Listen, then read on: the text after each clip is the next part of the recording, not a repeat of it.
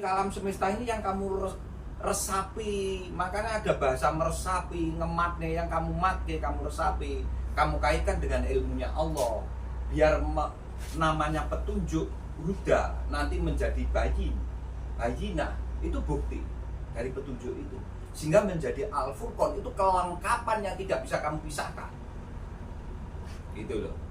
Ini kamu ya. Jadi gitu, jadi biar kamu ayo healing yo, biar gak stres ini. Sering saya mendengar orang itu mencari hiburan justru sesuatu yang dari luar dimasukkan ke dalam dirinya. Ini sebetulnya tidak bisa, karena nggak bisa menghidupkan sesuatu yang dari dalam sifatnya. Ya, saya buktikan sifatnya sesaat dan itu pun nanti semu. Kalau pengen bener-bener itu harus kamu renungkan, kamu observasi di dalam diri. Kita contohkan telur aja lah ya. Saya kemarin sudah buka itu sebetulnya.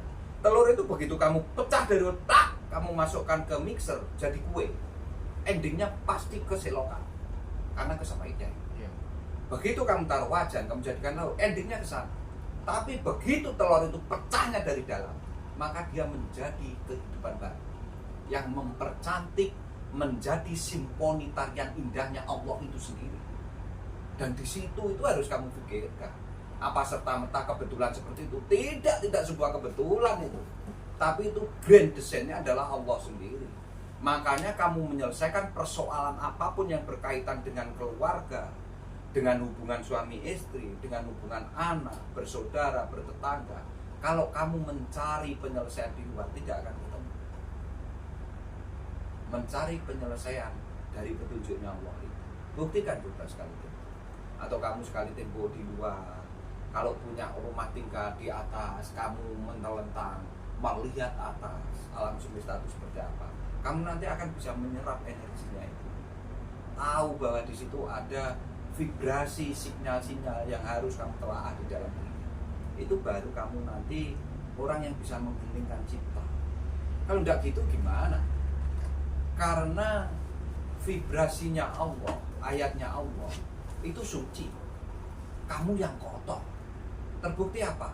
Kamu bawa air kencing enggak? Kamu bawa sperma apa enggak? Di situ ada tainya apa enggak? Darahmu ada di situ enggak? Itulah. Kamu itu karena sudah najis. Mau suci bagaimana?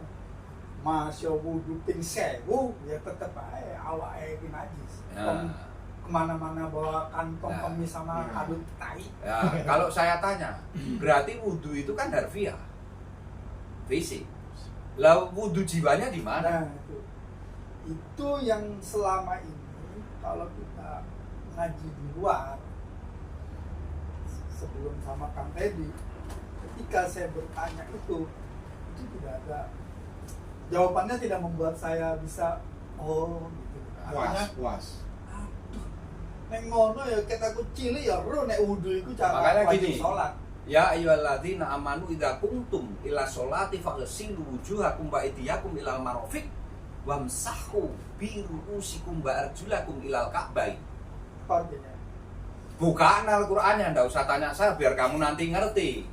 Makanya itulah wudu rohanimu. Harusnya itu kamu baca saat kamu nawaitu wuduat bersamaan. Karena kamu sholat itu ternyata yang kamu hadapkan apa cuma jasmanimu, tak tanya. Di balik itu sebetulnya kamu menghadapkan apa?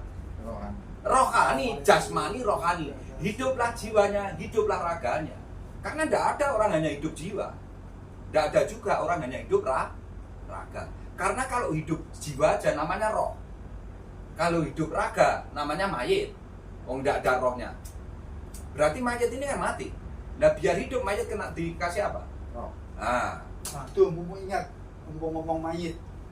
Setiap kita sholat mesti ada Al-Fatihah. Lalu apa nek sholat mayit itu nggak ada Al-Fatihah ya? Ya itu sebetulnya nggak usah dijawab lah sampai Kan saya nggak ngerti, karena yang satu makanya mati, tanya. yang satu nggak hidup, yang Tapi satunya kalau masih kita, hidup. tapi kan kita sholat juga, sholat mayit namanya. Lah yang nyolati kan yang hidup. Iya. Lah ngapain kamu melakukan itu kalau kamu sudah tahu dasar ini? Kan sebetulnya tidak perlu kamu Ya, sih. lakukan. Tapi kan ada yang mengerjakan dan dari dulu sampai sekarang hari ini dikerjakan. Dasarnya dari apa? Tak tanya gitu. Ya, aku nggak tahu. Nah, dasarnya itu pasti dari ya nggak usah bahas ini.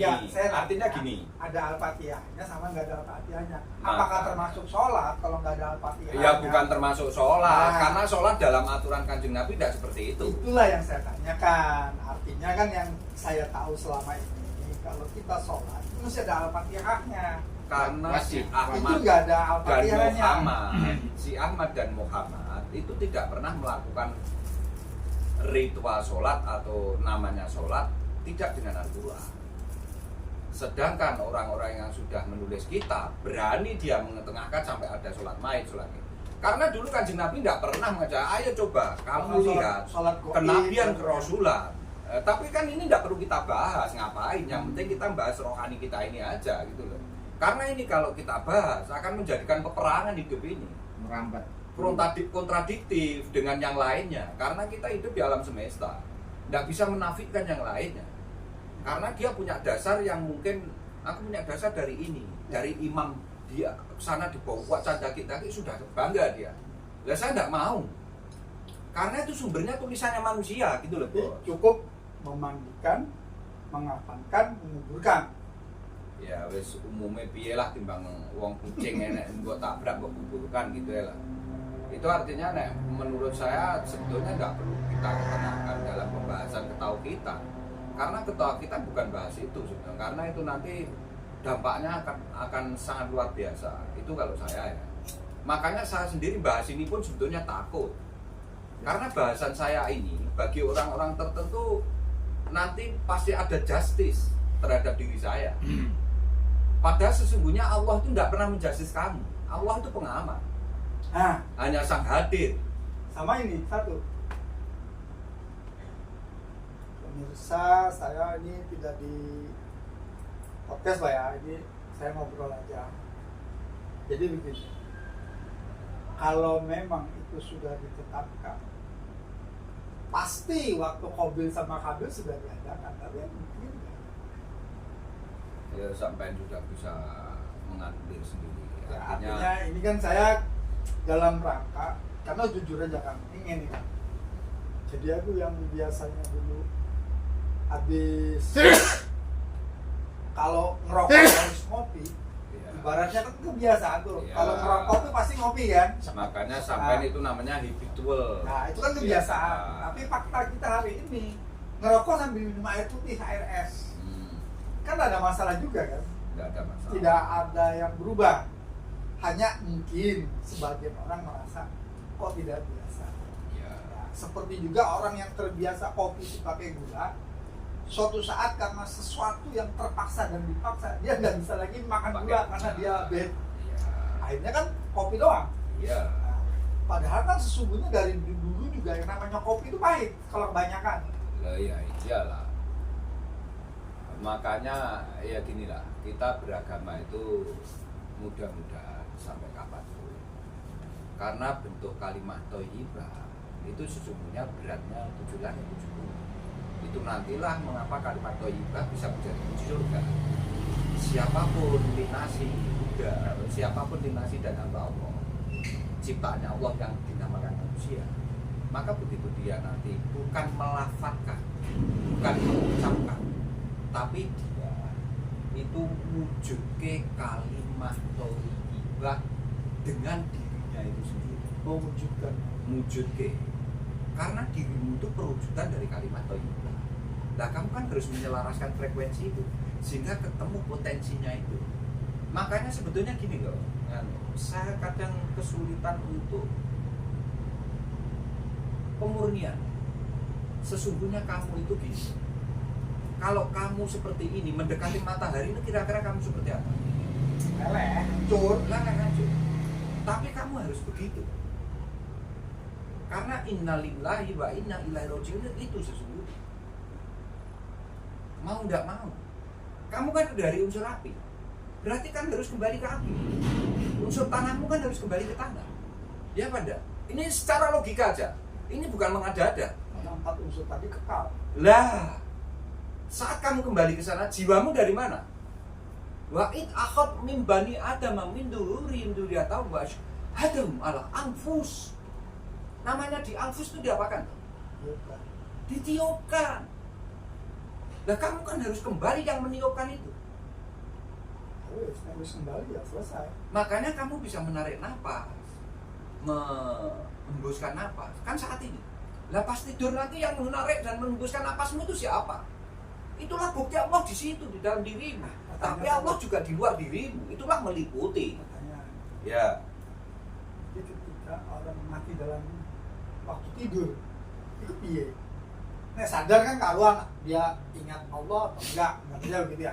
Tapi ini pas dulu ya Allah. Makanya Mas Kaji, saya kan selalu ngomong, berarti orang saat masih tidur dia ternyata diambil oleh Allah. Ya tinggal dia tanamannya mau mewujudkan kalimat thayyibahnya itu Ketika kan dari hidup. vibransi, bukan dari dirimu ini kan tulisan kalimat thayyibah sendiri. Lah itu kamu bisa membentuk frekuensi itu apa enggak kan tidak butuh siapapun. Ya dirimu sendiri kan tidak. Wes kene. Kita bertiga. Perintah B, perintah pipis bersamaan apa enggak? Enggak. Dan yang merasakan siapa? Kita sendiri. Kamu sendiri. Kamu sendiri, saya sendiri. Bisa kamu intervensi? Bisa kamu pengaruhi itu? Enggak.